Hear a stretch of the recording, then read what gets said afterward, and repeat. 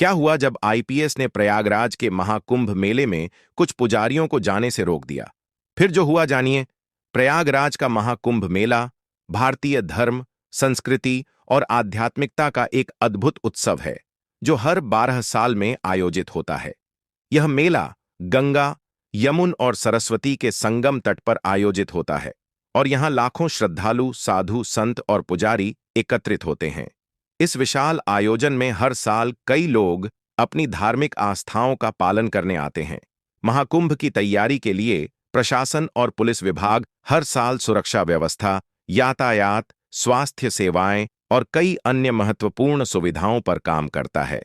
इस बार आईपीएस अधिकारी विकास कुमार को प्रयागराज में तैनात किया गया था और उन्हें मेला क्षेत्र में सुरक्षा सुनिश्चित करने की जिम्मेदारी सौंपी गई थी।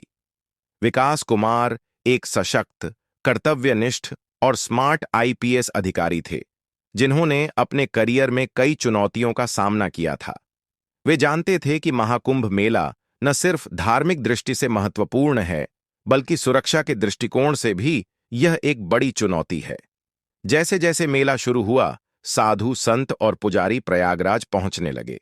इनकी संख्या इतनी अधिक थी कि मेला क्षेत्र में दिन ब दिन भीड़ बढ़ने लगी।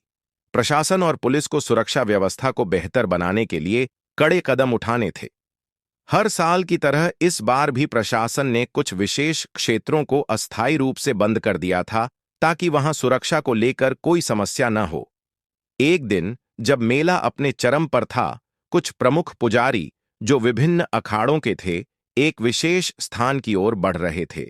यह स्थान उस दिन अस्थायी रूप से बंद किया गया था क्योंकि वहां किसी प्रकार के खतरों का अनुमान था। पुलिस ने इन पुजारियों को रोका और उन्हें उस स्थान पर जाने से मना किया। पुजारियों के लिए यह एक अपमान जैसा था। उनका कहना था कि यह उनका धार्मिक अधिकार है कि वे जहां चाहें वहां जाएं, खासकर जब वह स्थान उनके धार्मिक कर्तव्यों के लिए महत्वपूर्ण था। उन्होंने प्रशासन के इस निर्णय को धार्मिक स्वतंत्रता का उल्लंघन समझा और इसका विरोध किया।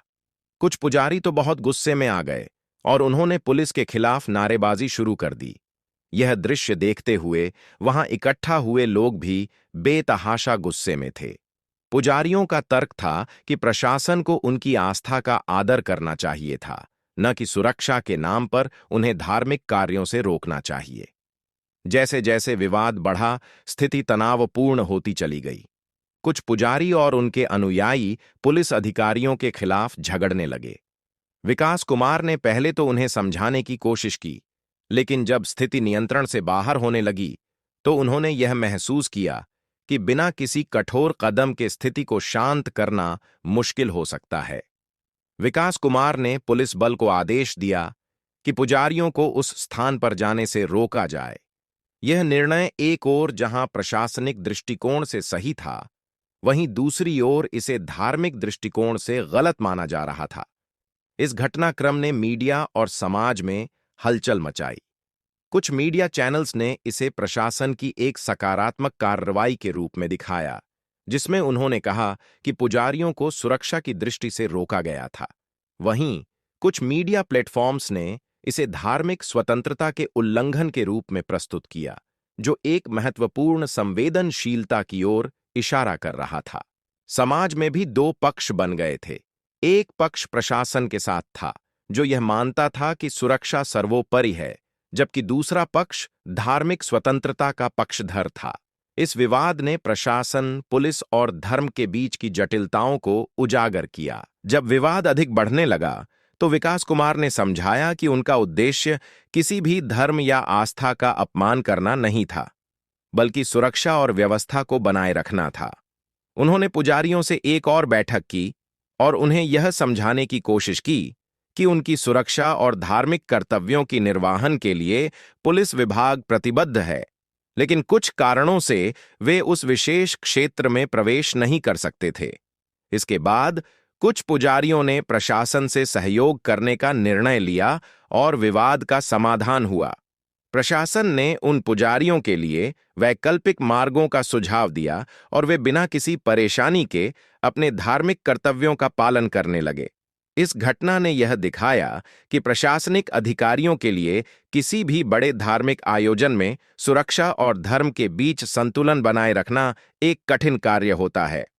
विकास कुमार ने यह सीखा कि सुरक्षा के साथ साथ धार्मिक आस्थाओं और भावनाओं का भी सम्मान करना आवश्यक है।